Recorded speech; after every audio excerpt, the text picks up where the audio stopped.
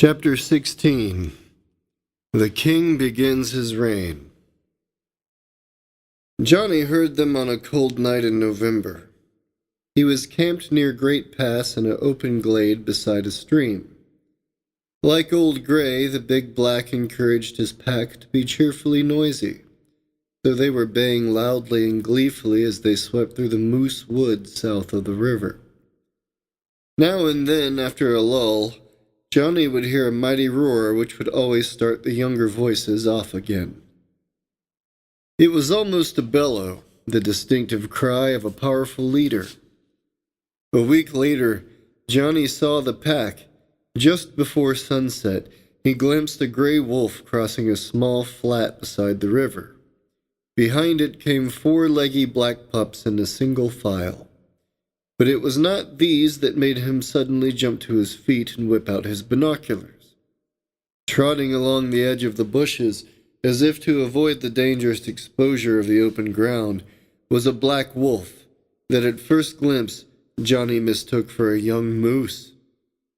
The glasses gave him a clear picture of it. The massive shoulders, long body, and bushy tail held low and almost trailing. But it was the size of the neck and powerful look of the great head that impressed him most of all.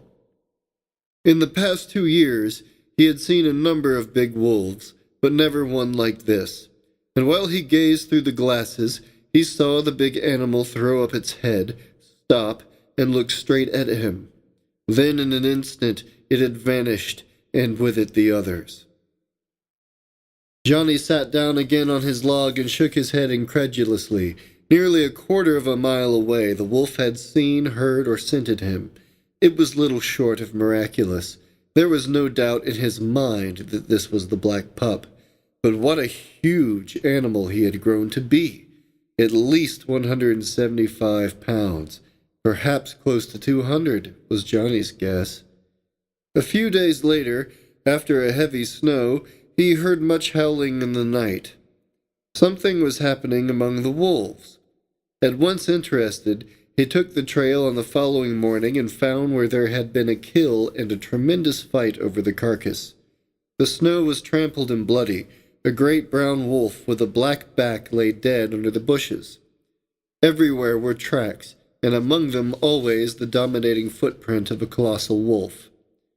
Johnny circled until he puzzled it all out. Evidently one pack, probably the big blacks, had pulled down a yearling moose. Another pack had come to claim the meat. The big black, single-handed, had destroyed the leader and routed the others of the new band. The howling he had heard in the night no doubt came from those which were separated in trying to find their leader. Not many days after this, Johnny made the discovery that the big black had collected the scattered wolves and taken them in as part of his own pack. Now he traveled the valley with 11 followers. Late in December, the great king wolf was known to have a pack of 19, and another old wolf was found dead in the willows, this time a dark gray, the leader of the 3rd pack.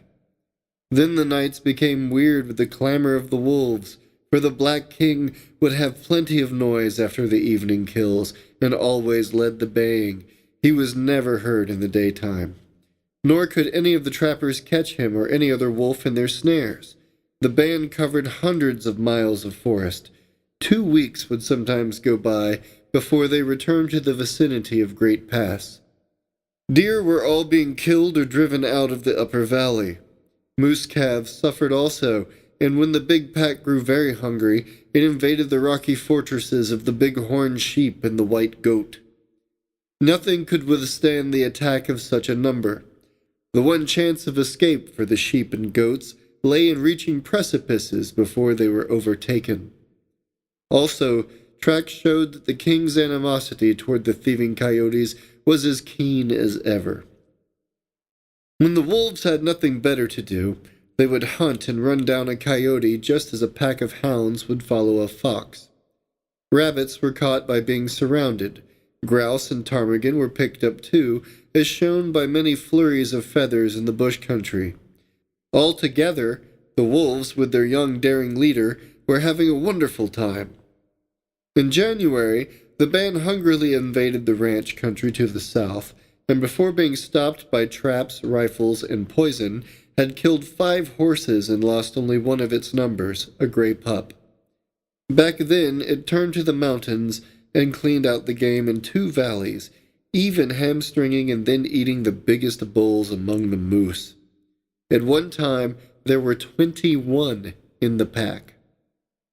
It was only natural that accounts of this overpowerful band should slowly filter back to civilization. Rangers and trappers united in complaining. It was agreed that something had to be done. Therefore, the bounty was increased on wolves. Johnny and old Jim were the only ones who knew the strange history of the leader and who realized that the work of extermination would have to begin with his capture. They talked it over during several evenings at the trading post. "He's smarter than all the rest put together," remarked the old man, "and he's so big and active and ambitious that he runs everything his own way. He's been through that tough schooling himself, and now any male that dares thwart him gets killed. He owns a whole country, and I'll bet he'll be killing grizzlies if they get in his way and so much as growl." "But half of it is in play," remarked Johnny. "He has a good time. Look at the way he hunts the coyotes, goes rabbit catching, fools with the porkies, and beards the old billies in their caves. I tell you, he hasn't grown up yet. He acts like a kid. And I'd rather follow and study his tracks than go to a circus." "Next winter we've got to get him," mused the old ranger. "I'll go out with you next trip, look things over a bit. Remember how he got away from us that morning at the den? I have a conscience that pricks me about that black fellow. Besides, maybe the Rangers will place some extra money on his scalp just to make it worthwhile to put a little special work on getting him.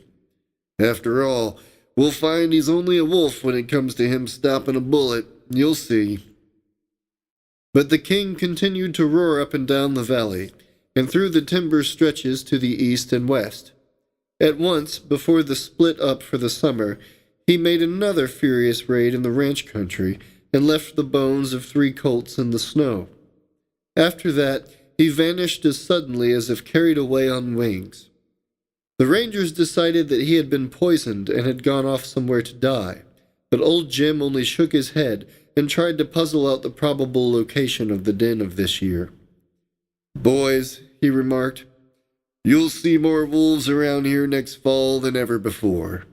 You'll lose every horse you leave out on the range, and what's more, you won't find enough game left to make hunting even interesting.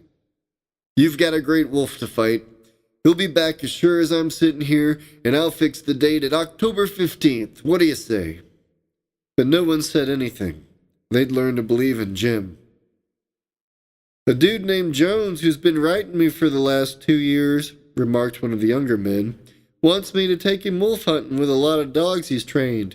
Lives in the low country and thinks these timber wolves are like those he's been after on the prairies. Maybe they are, but I can't see as much being done with dogs in this wolf hunting business around here. It might pay to try it once. Anyway, I don't mind helping him bury a few dogs after the fun is over."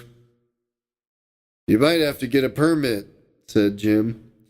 "And there'll be no end of trouble about keeping the dogs off other game." "Perhaps I'll write the dude anyway. He might catch something out of so many wolves." "I'll gladly throw in my husky," volunteered Jim. "He knows his way around." "I'll remember that," said his friend. The letter he wrote to Roger R. Jones ended with an odd warning. "Don't bring any pampered pets you care anything about. A brute like that could lick a saber-toothed tiger, or that has a hide like a rhinoceros, is the right kind, but more of them you take along the better, and don't leave behind your own 7-league boots. This is going to be work." The wolf hunt was scheduled for the following November. After good tracking, snow was sure to have fallen in the mountains.